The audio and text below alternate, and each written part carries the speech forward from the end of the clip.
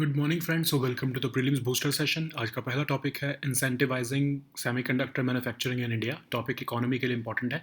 तो government of India ने $10 billion की सब्सिडी तो ऑलरेडी अनाउंस कर ही दी थी सेमीकंडक्टर मैन्युफैक्चरिंग इंसेंटिव पॉलिसीज़ के अंदर। लेकिन अब एक सेकेंड फेज़ भी निकालने का प्लान किया जा रहा है जिसके अंदर $15 बिलियन की और सब्सिडीज़ दी जाएंगी। तो ये एक्सपेंशन जो है वो कैपिटल सपोर्ट देगी रॉ मटेरियल के लिए और गैसेस के लिए, जो कि चिप मैन्युफैक्चरिंग इंडस्ट्री में यूज़ होती हैं। तो अगर हम देखें इन आजकल की दुनिया में सेमीकंडक्टर्स जो हैं वो बैकबोन हैं मॉडर्न इलेक्ट्रॉनिक्स के। कंट्रीज़ पूरी दुनिया में आपस में compete कर रही हैं कि कैसे वो जो है सेमीकंडक्टर चिप्स जो है वो अपनी कंट्री में ला सकें, मैन्युफैक्चरिंग उसकी, और अपने जो है वो रिस्क को मिटिगेट कर सकें, क्योंकि ये नेशनल सिक्योरिटी और इकोनॉमिक वेलबींग दोनों के लिए ही बहुत ही इंपॉर्टेंट है। तो इंडिया जो है वो 20% ऑफ वर्ल्ड की सेमीकंडक्टर डिज़ाइन वर्कफोर्स को होल्ड करता है। तो इंडिया के पास ये एक जो है एडवांटेज है। और इंडिया ने कई अटैम्प्ट्स किए हैं पिछले कुछ समय में ग्लोबल सेमीकंडक्टर इंडस्ट्री को ल्योर करने के लिए, लेकिन फिर भी क्या हुआ कि वो पॉलिसी इम्प्लीमेंटेशन में जब प्रॉब्लम आ गई तो उसकी वजह से जो हुआ है ठीक से हम ल्योर नहीं कर पाए। तो end to end semiconductor ecosystem country में हम लाना चाहते हैं, और उसके लिए इंडिया जो है वो कह रहे हैं कि इंडिया में 1.2 मिलियन स्किल्ड पीपल जो है वो सेमीकंडक्टर सेक्टर में रिक्वायर्ड होंगे बाय 2032। तो गवर्नमेंट ऑफ इंडिया ने जो है एम रखा है कि वो इंडिया को टॉप 5 ग्लोबल डेस्टिनेशंस बनाना चाहते हैं सेमीकंडक्टर मैन्युफैक्चरिंग का बाय 2030। और गवर्नमेंट ने इनिशिएटिव्स निकाले जैसे नेशनल इलेक्ट्रॉनिक्स पॉलिसी, फिर PLI स्कीम सेमीकंडक्टर मैन्युफैक्चरिंग के लिए। तो फॉरेन कंपनीज़ को ल्योर किया जा रहा है कि वो इंडिया में अपने ऑपरेशंस चलाएं। तो कंट्री ने भी रिसेंटली, आपको याद होगा कि $11 बिलियन का टाटा इलेक्ट्रॉनिक्स का के साथ और ताइवान के पावर चिप के साथ मिलकर एक फैब्रिकेशन प्लांट को भी अप्रूवल दिया है। ठीक है। तो right blend of proactive actions, technical skills, infrastructure acceleration और फिजिकल इन्वेस्टमेंट्स के साथ इंडिया जो है वो अपने टारगेट को अचीव कर सकता है। तो सेमीकंडक्टर मैन्युफैक्चरिंग जो पॉलिसी बनाई जाने वाली है, बनाई जा रही है एक्चुअली, जो सेकंड फेज़ है, सेंटर ने 2021 की जो पॉलिसी में 30% कैपिटल एक्सपेंडिचर पे सब्सिडी देने का प्लान जो है वो ऑफ़र किया था, उसको बढ़ाकर अब 50% से ऊपर कर दिया गया है। ठीक है। तो इंडिया जो है वो चाहता है कि सिर्फ जो है असेंबली और पैकेजिंग ही नहीं, बल्कि फैब्रिकेशन प्लांट्स भी बने इंडिया में और एडवांस डिस्प्ले टेक्नोलॉजीज़ भी इंडिया में ही बननी चाहिए। फिर न्यू स्कीम के अंदर गवर्नमेंट जो है वो सिर्फ वो अब सपोर्ट टेक्नोलॉजी ट्रांसफ़र कॉस्ट नहीं जो टेक्नोलॉजी ट्रांसफ़र कॉस्ट है उसको सपोर्ट नहीं करना चाहती है। तो बेसिकली इसका मतलब क्या हुआ, कंपनीज़ जो कि कोलैबोरेट कर लेती थी दूसरी कंपनीज़ के साथ ताकि वो टेक्नोलॉजी को जो चिप फैब्रिकेशन की है उसकी तरफ उसको बनाने के लिए कोलैबोरेशन करती है, तो उसके लिए उनको जो है पेमेंट्स खुद करनी पड़ेंगी, अब उसके लिए सपोर्ट नहीं मिलेगा। गवर्नमेंट इवन इंसेंटिवाइज भी करना चाहती है fabrication of micro LED displace को, ताकि वो भी इंडिया में मैन्युफैक्चर हो। ओके। नेक्स्ट हम टॉपिक देखते हैं reset programme. Topic governance, social issues दोनों के लिए इंपॉर्टेंट है। तो रिसेंटली यूनियन स्पोर्ट्स मिनिस्टर जो है उन्होंने लेबर एम्प्लॉयमेंट मिनिस्टर के साथ मिलकर retired sports person empowerment training programme जो है वो लॉन्च किया है। तो ये रीसेट प्रोग्राम एम्पावर करना चाहते हैं उन रिटायर्ड स्पोर्ट्स पर्सनस को जिन्होंने कंट्री के लिए खेला है और इमेंस लॉरल्स लाए हैं वो कंट्री के लिए। तो उन रिटायर्ड एथलीट्स को सपोर्ट किया जाएगा उनकी करियर डेवलपमेंट जर्नी में, उनको नेसेसरी नॉलेज और स्किल्स देकर, ताकि वो एम्प्लॉयबल बन सके। एथलीट्स जो कि रिटायर हो चुके हैं एक्टिव स्पोर्ट्स करियर से और उनका एज बिटवीन 20 to 50 ईयर्स है, तो उनको सपोर्ट किया जाएगा इसमें। इनिशियली प्रोग्राम जो है वो 2 लेवल का होगा, क्लास 12th और अबव और क्लास 11th और अबव। ठीक है। एजुकेशनल क्वालिफिकेशंस के कंटेक्स्ट में प्रोग्राम जो है हाइब्रिड मोड में दिया जाएगा, सेल्फ बेस्ड लर्निंग भी होगी और ऑन ग्राउंड ट्रेनिंग और इंटर्नशिप भी होगी। ओके। नेक्स्ट हम टॉपिक देखते हैं Pacific islands forum. Topic international relations के लिए इंपॉर्टेंट है। तो रिसेंटली एनुअल मीटिंग हुई है पैसिफिक आइलैंड्स फोरम की टोंगा में। तो पैसिफिक आइलैंड्स फोरम एक इंटर गवर्नमेंटल ऑर्गेनाइजेशन है जो 1971 में फॉर्म हुई थी। इसमें 18 मेंबर स्टेट्स हैं पैसिफिक रीजन की, और ये इकोनॉमिक ग्रोथ को पुश करना चाहते हैं, पॉलिटिकल गवर्नेंस एनहेंस करना चाहते हैं, सिक्योरिटी रीजन में जो है वो एनहेंस करना चाहते हैं रीजनल कोऑपरेशन करके। तो इनका एक विजन है कि रेजिलिएंट पैसिफिक होना चाहिए जो कि रीजन ऑफ पीस हो। ठीक है। तो इसमें प्रायोरिटी इश्यूज डिस्कस किए गए हैं इस एनुअल मीटिंग में, और डिसीजंस जो है मेंबर स्टेट्स ने कंसेंसस से लेते हैं इसमें ऑफ कोर्स। तो पैसिफिक आइलैंड्स का एक फोरम सेक्रेटरीट भी है। ओके। नेक्स्ट हम टॉपिक देखते हैं आईएनएस अरीघाट। टॉपिक सिक्योरिटी के लिए इंपॉर्टेंट है। तो इंडिया ने अपनी सेकंड न्यूक्लियर सबमरीन जो है वो कमीशन कर ली है, जिसका नाम है आईएनएस अरीघाट। तो ये आईएनएस अरिहंत क्लास की सबमरीन है और ये सेकंड न्यूक्लियर सबमरीन है। अरिहंत क्लास वेसल है ये, विशाखापट्टनम में इसको कमीशन किया गया। 6000 टन का न्यूक्लियर प्रोपेल्ड सबमरीन है ये, जिसमें कि इंडिजिनसली मेड K-15 मिसाइल्स लगे हैं जिनकी रेंज 700 किलोमीटर्स है, और 83 मेगावाट का प्रेशराइज्ड लाइट वाटर रिएक्टर्स के द्वारा इसको पावर किया जाता है। अब आईएनएस अरिहंत भी यही है, 6000 टन की सबमरीन है। लीड शिप है या INS Arihant class of nuclear powered ballistic submarine missile submarines, और 90,000 करोड़ का एक टॉप सीक्रेट एटीबी प्रोजेक्ट है जिसका नाम है advance technology vessel project. India इसमें 3 और जो है सबमरीन्स बनाने वाला है, जिसको ship submersible ballistic nuclear submarines कहते हैं। तो आईएनएस अरिहंत के बाद और आईएनएस अरीघाट के बाद अब 3 और सबमरीन्स भी बनेंगी, और ये जो है इसमें जो है 7,000 टन की 2 और जो है सबमरीन्स इस प्रोजेक्ट में बनाने वाले हैं। अब अगर हम इसी के फीचर्स देखें, 83 मेगावाट का प्रेशराइज लाइट वाटर रिएक्टर है, ship building centre of Visakhapatnam द्वारा इसको बनाया गया है। बेस का डिज़ाइन जो है वो रशिया की अकुला 1 क्लास सबमरीन्स के ऊपर बेस्ड है, ठीक है। और ये कैपेबल है बैलिस्टिक मिसाइल्स जो कि न्यूक्लियर वॉरहेड्स कैरी कर सकते हैं, उनको कैरी करने के लिए K-15 सागरिका मिसाइल्स जिनकी रेंज 750 किलोमीटर्स हैं उनके द्वारा ये आर्म्ड किए गए हैं। और इसमें बाद में कहा जा रहा है कि K-4 मिसाइल्स जिनकी 3500 किलोमीटर तक की रेंज है उसको भी जो है वो इसमें डिप्लॉय किया जाएगा। नेक्स्ट हम टॉपिक देखते हैं फिंटरनेट। टॉपिक आपके इकोनॉमी के लिए इंपॉर्टेंट है। तो रिसेंटली एक्स चेयरमैन जो हैं UIDAI के, उन्होंने डिस्क्राइब किया है आइडिया ऑफ फिंटरनेट। तो फिंटरनेट बेसिकली क्या है, मल्टीपल फाइनेंशियल इकोसिस्टम्स को कनेक्ट करना एक दूसरे के साथ, जैसे कि इंटरनेट कनेक्ट करता है, ताकि जो डिफरेंट फाइनेंशियल सर्विसेज और सिस्टम्स में जो बैरियर्स हैं उनको लोअर किया जा सके। तो एक तरह से यूनिफाइड लेजर्स होंगे जिसमें टोकनाइज्ड एसेट्स हों, चाहे शेयर्स हों, बॉन्ड्स हो, रियल एस्टेट हो, या वो सब एक ही प्रोग्राम पर या एक ही प्लेटफॉर्म पर जो है वो होल्ड किए जा सकेंगे, उसी के थ्रू ही एक्सचेंज किया जा सकेगा या ट्रांसफ़र किया जा सकेगा। तो इसमें कैपेबिलिटी है कि इंडिविजुअल्स और बिजनेसेस जो हैं वो कोई भी तरह का फाइनेंशियल एसेट्स किसी भी अमाउंट का किसी भी टाइम पर किसी भी डिवाइस का यूज़ करते हुए किसी को भी किसी भी पार्ट ऑफ द वर्ल्ड में भेज सकें, ठीक है। तो एक यूज़र सेंट्रिक यूनिफाइड ये प्लेटफॉर्म होगा जिसमें हर तरह के एसेट्स कवर किए जाएंगे यूनिवर्सल इंफ्रास्ट्रक्चर के साथ। तो इससे क्या होगा कि कॉम्प्लेक्स प्रोसेसेस को जो आप कम कर सकोगे, एक ही प्लेटफॉर्म से आप हर तरह के जो है फाइनेंशियल एसेट्स में डील कर सकोगे। ओके, नेक्स्ट हम टॉपिक देखते हैं she box portal. Topic social issues के लिए इंपॉर्टेंट है। तो union ministry for women and child development ने recently she box portal launch किया है, जो कि डिज़ाइन किया गया है एक सेंट्रलाइज प्लेटफॉर्म जिससे में कि रजिस्टर और मॉनिटर किया जाएगा complaints of sexual harassment of women in work place. तो इसके अंदर जो है ये कॉमन प्लेटफॉर्म बनेगा कंप्लेंट्स फाइल करने का, स्टेटस को ट्रैक करने का, time bound processing of complaints करने का बाय जो है आपके इंटरनल कमेटीज़ जो आपके sexual harassment of women at work place act के अंदर बनाई जाती हैं, ठीक है। कंप्लेंट्स को सेफली रजिस्टर किया जा सकता है बिना किसी पर्सनल इन्फॉर्मेशन को रिवील किए, और ये जो है इसको ट्रैक भी आसानी से किया जा सकता है, ठीक है। नेक्स्ट हम टॉपिक देखते हैं डी वोटर। टॉपिक आपके गवर्नेंस के लिए इंपॉर्टेंट है। तो असम के जो CM हैं उन्होंने अनाउंस किया है कि लगभग 1.2 लाख लोग जो हैं स्टेट में, उनको डुबियस या फिर डाउटफुल वोटर्स की लिस्ट में डाला गया है, जिसमें से कि 41,000 प्लस तो फॉरनर्स हैं। तो डी वोटर कौन है? डी वोटर का जो कंसेप्ट है वो यूनिक है असम को। इसको इंट्रोड्यूस किया गया था असम में 1997 में इलेक्शन कमीशन द्वारा, क्योंकि उसमें कहा गया था कि जो वो लोग जो कि अपनी इंडियन नेशनलिटी प्रूव नहीं कर पाए हैं वो डाउटफुल वोटर्स हैं।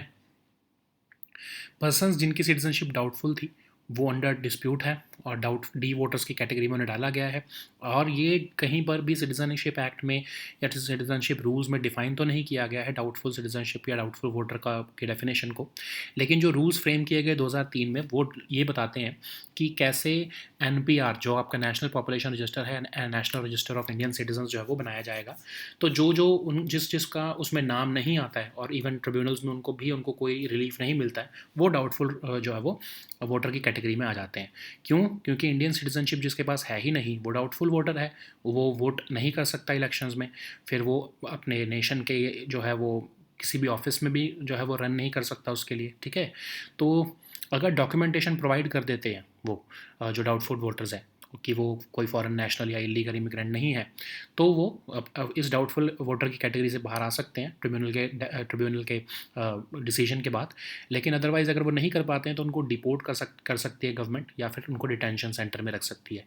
डी वोटर्स के पास ऑप्शन होता है कि वो अपने नेम्स एनआरसी में लिखवा सकते हैं अगर वो सपोर्टेड डॉक्यूमेंट्स दें, फॉरेन ट्रिब्यूनल से क्लियरेंस लें। ठीक है, नेक्स्ट हम टॉपिक देखते हैं बोनस इशू। टॉपिक इकोनॉमी के लिए इंपॉर्टेंट है। रिलायंस इंडस्ट्री के चेयरपर्सन जो है उन्होंने अनाउंस किया है कि एक बोनस इशू दिया जाएगा कंपनी के शेयर होल्डर्स को 1:1 के क्राइटेरिया में। तो बोनस इशू क्या होता है, जिसको हम स्क्रिप इशू या कैपिटलाइजेशन इशू भी कहते हैं। इसमें होता है कि कंपनी जो है, जो कि स्टॉक एक्सचेंज पर लिस्टेड है, वो फ्री एडिशनल शेयर्स देती है अपने एग्जिस्टिंग शेयर होल्डर्स को। सबको नहीं मिलता है, बट हाँ, जिनके पास एक सर्टेन नंबर ऑफ शेयर्स हैं और एक वो सर्टेन नंबर ऑफ पीरियड से वो उन शेयर्स को होल्ड कर रहे हैं, उनको रिवॉर्ड करने का एक तरीका होता है कि उनको एक्स्ट्रा शेयर दिए जाते हैं। तो इससे जो है बोनस इशू इसलिए दिया जाता है ताकि फर्दर इन्वेस्टमेंट को अट्रैक्ट किया जा सके और लोग जो है वो उनको रिवॉर्ड किया जा सके एग्जिस्टिंग शेयर होल्डर्स को, कि वो इतने लंबे टाइम से आपके शेयर्स को होल्ड कर रहे हैं। ठीक है, तो बोनस इशू ऑफ शेयर्स जो है वो कंपनी के शेयर कैपिटल को तो इंक्रीज़ करते हैं, लेकिन मार्केट कैपिटलाइजेशन को इंक्रीज़ नहीं करते हैं। क्यों नहीं करते हैं? क्योंकि समझ लो 100 करोड़ की कंपनी है, और एग्जांपल लेते हैं कि 100 रुपीज़ की कंपनी है और 100 ही लोगों के पास उसके शेयर हैं, तो मतलब सबके पास 1-1 रुपये का शेयर है। अगर आप सबको ही जो है वो एक एक शेयर और दे देते हो, तो आपकी मतलब 200 शेयर्स हो जाते हैं, और वो मार्केट कैपिटलाइजेशन तो 100 ही है। तो आपके सबके पास क्या होगा कि 0.5 दो शेयर हो जाएंगे, 0.5 जिनकी वैल्यू होगी। तो मार्केट कैपिटलाइजेशन तो नहीं इंक्रीज़ हो रही है, लेकिन कंपनी की शेयर कैपिटल इंक्रीज़ हो रही है, 100 से वो बढ़ के 200 पर पहुंच गई है। ठीक है, तो इससे शेयर होल्डर्स की इक्विटी भी कोई डाइल्यूट नहीं हो रही है। जिसके पास पहले एक शेयर थे, उनके पास दो आ गए हैं, तो सबके पास ही जब दो आ गए हैं तो आपके पास वोटिंग राइट्स भी उतना ही है।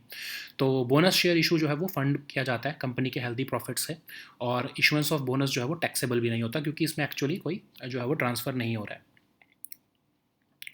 नेक्स्ट हम टॉपिक देखते हैं सबीना शोल। टॉपिक आपके इंटरनेशनल रिलेशंस के लिए इंपॉर्टेंट है। चाइना की जो नेचुरल रिसोर्स मिनिस्ट्री है, उन्होंने फर्स्ट सर्वे रिपोर्ट निकाली है साउथ चाइना सी के डिस्प्यूटेड सबीना शोल की।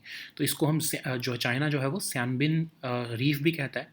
एक ओशैनिक कोरल अटोल है ये, जो कि डेवलप किया गया है on top of a seamount in eastern part of Spratly island of South China Sea. तो ये लोकेटेड है 75 nautical miles from Philippine province of पलावन।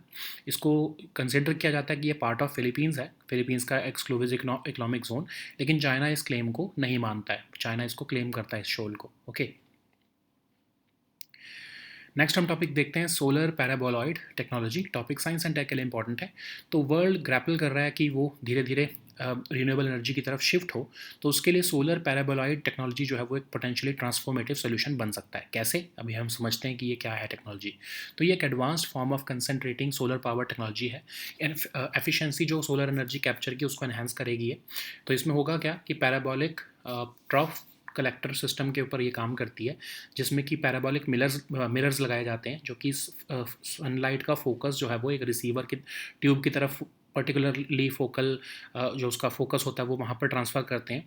तो जो कंसनट्रेटेड सोलर एनर्जी होती है वो एक फ्लूइड को विद इन द रिसीवर जो है गर्म कर देती है, और उसके थ्रू जो है वो इलेक्ट्रिसिटी जनरेट होती है, और वो डायरेक्ट हीट जो है वो इंडस्ट्रियल पर्पसेस में भी प्रोसेसेस में भी इस्तेमाल की जा सकती है। ठीक है, तो सोलर पैराबॉइड जो हैं वो सिर्फ इलेक्ट्रिसिटी ही नहीं बना रहे हैं, बल्कि हीट भी जनरेट करके दे रहे हैं, जो कि इंडस्ट्रियल प्रोसेसेस में यूज़ हो सकती है। तो इसकी वजह से क्या है कि ये low cost per unit of electricity produce कर रहे हैं, और ये हायर टेम्परेचर्स में भी जो है वो ऑपरेट कर सकते हैं, up to 300 degree Celsius. Thermal efficiency भी आएगी इसकी वजह से। टेक्नोलॉजी जो है वो एनर्जी प्रोड्यूस कर सकती है इवन लो लाइट कंडीशंस में भी, क्योंकि आप तो जो है वो फोकस पर लेकर जा रहे हो, जितनी भी एनर्जी आप मिरर्स के थ्रू जो है वो फोकस पर लेकर जा रहे हो। तो इनको स्केलेबल बनाना भी ईजी है, और इनको कई तरह के कन्फिगरेशंस में जो है वो डिप्लॉय भी किया जा सकता है, स्मॉल स्केल एप्लीकेशन से लेकर लार्ज सोलर फार्म्स तक। Okay, so now let us see all these topics in English.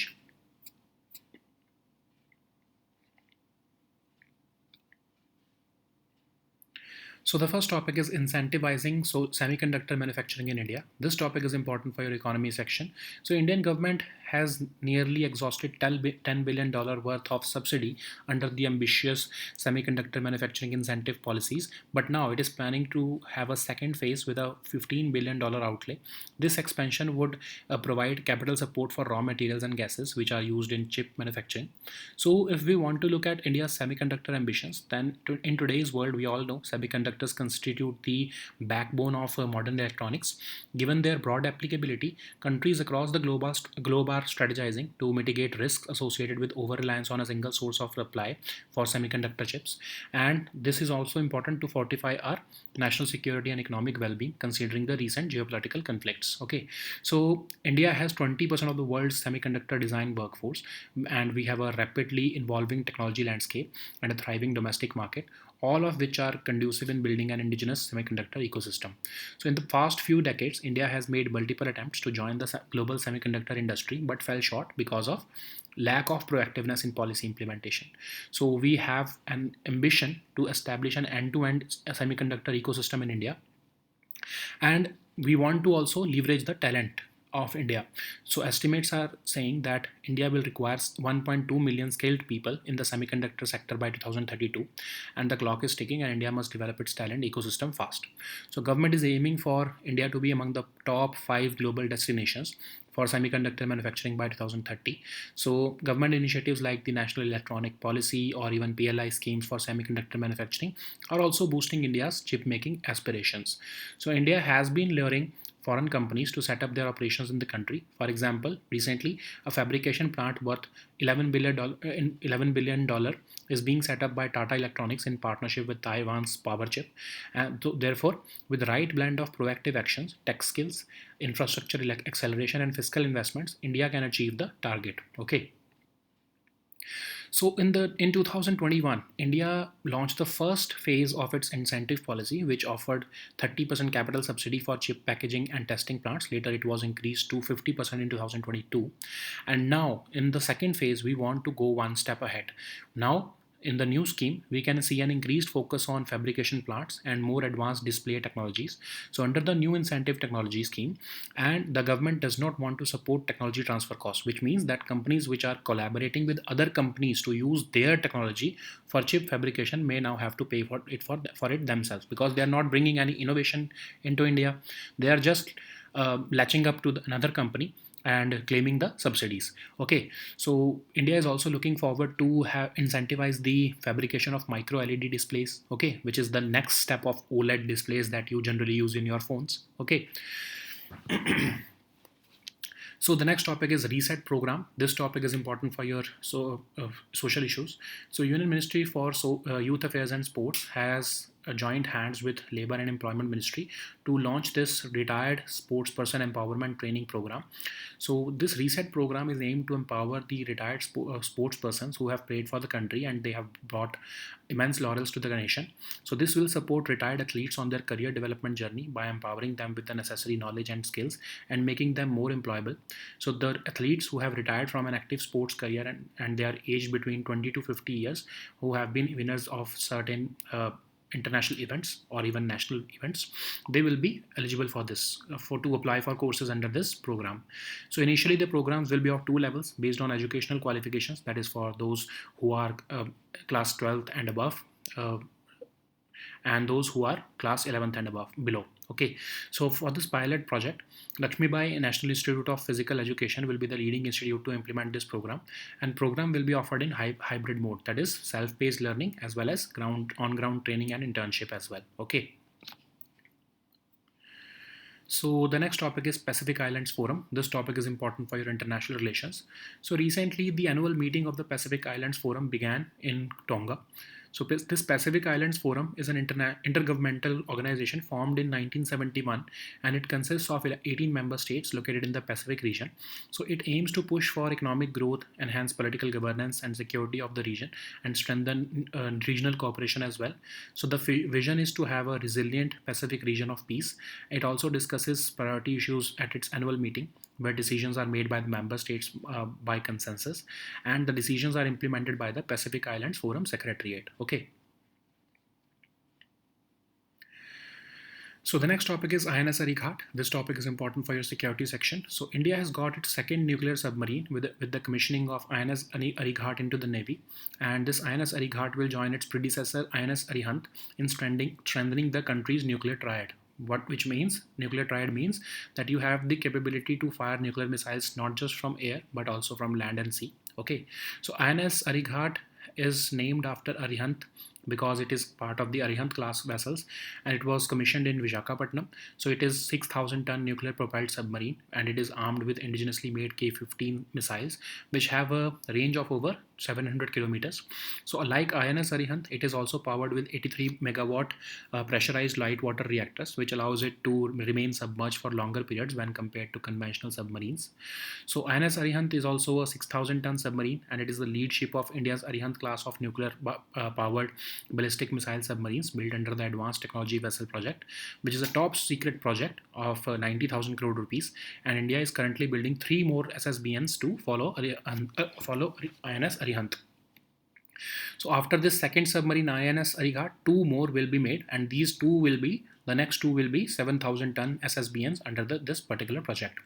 So this INS Arihant and INS Arighat both are propelled by 83 megawatt pressurized light water reactor at its core with enriched uranium fuel, and it has been built by Shipbuilding Center of Visakhapatnam, and its design is based on the Russian Akula-1 class submarines.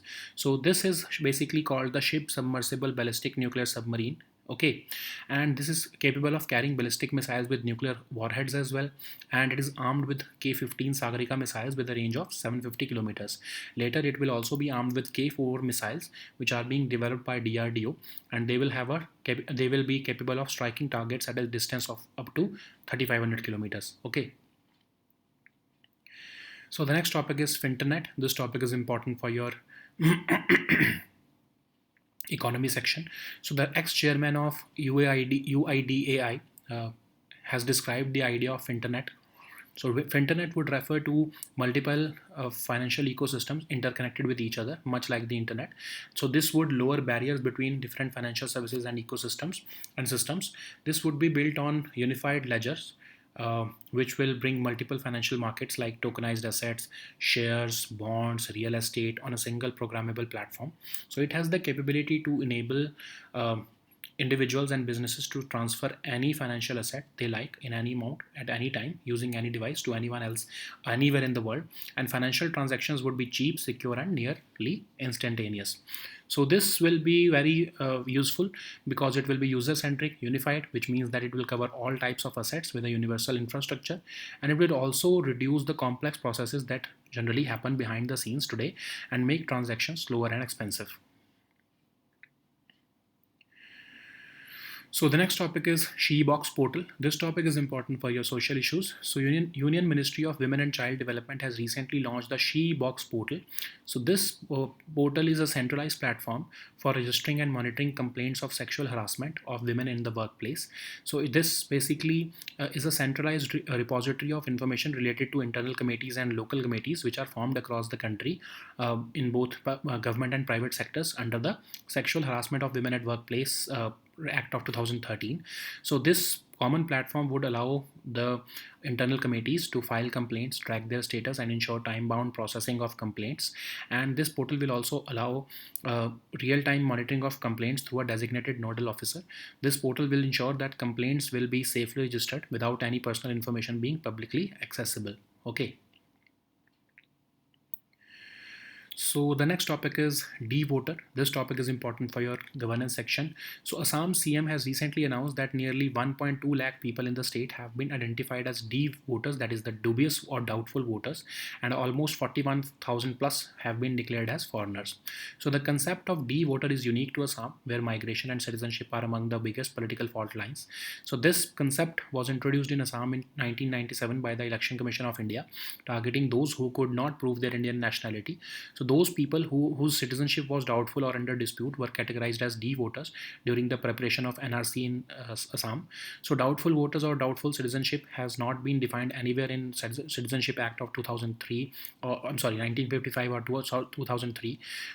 Only the rules which were framed in 2003 with respect to the Citizenship Act list out the steps which need to be followed for the preparation of NPR and NRC.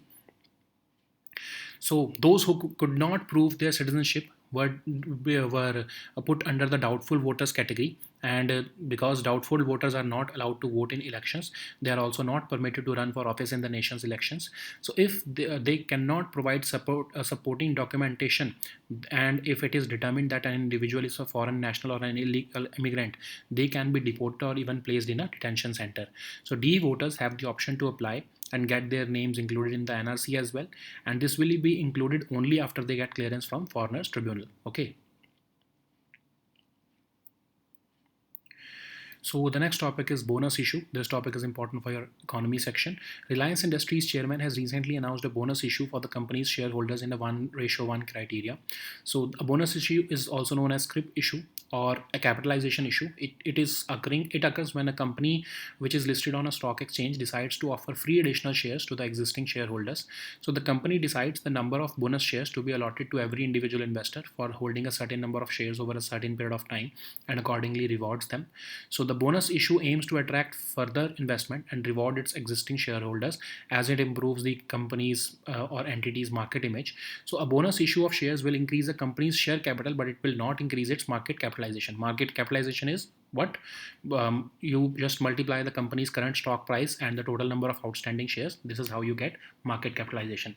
But share capital is the amount that the company raises by issuing shares. So by issuing bonus shares, number of outstanding shares increases with a proportional decrease in the value of each share. So therefore, there is no change in market capitalization, but the face value of the shares remain unchanged. Okay. So these bonus issues do not dilute shareholders' equity because they are issued in a constant ratio, which keeps the relative equity of each shareholder the same as before the issue.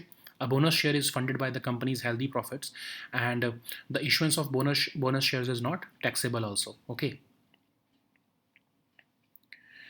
So the next topic is Sabina Shoal. This topic is important for your international relations. So China's Natural Resource Ministry has recently released its first survey report of the South China Sea's disputed Sabina Shoal.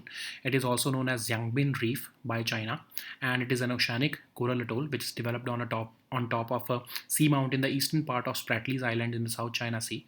So it is located about 75 nautical miles from Philippine province of Palawan, and it is considered to be within the Philippines because it is part of the EEZ of uh, Philippines. But China does not accept it. China claims this shoal as part of the South China Sea. Okay. So the next topic is solar paraboloid technology. This topic is important for your science and tech section. As the world is grappling with the urgent need to transition to renewable energy, solar paraboloid technology is emerging as a potentially transformative solution.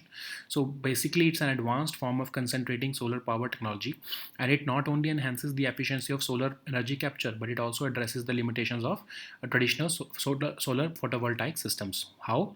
How does it work? So this operates using a parabolic trough collector system. These systems consist of long parabolic mirrors which focus sunlight onto a receiver tube which is placed at the focal line of the mirror. So this concentrated solar energy gets heats of fluid within that receiver, and that heat can then be used to generate electricity or provide direct heat for which is used in industrial processes. Okay, so solar paraboloids are highly efficient in concentrating solar energy, which means that they are more that more electricity can be generated from the same amount of sunlight. So this efficiency could lead to lower cost per unit of electricity produced, making solar energy more competitive with traditional fossil fuels. Another key benefit is that it has the ability to operate at higher temperatures up to 300 degrees Celsius, which also significantly increases thermal efficiency. Okay. This technology can also produce energy even in low light conditions, making it a versatile solution for diverse environments. This solar paraboloid systems are scalable and they can be deployed in various configurations also, from small scale applications to even large solar farms. Okay. So these were our topics for today. We'll meet next time on Monday now. Until then, goodbye and take care.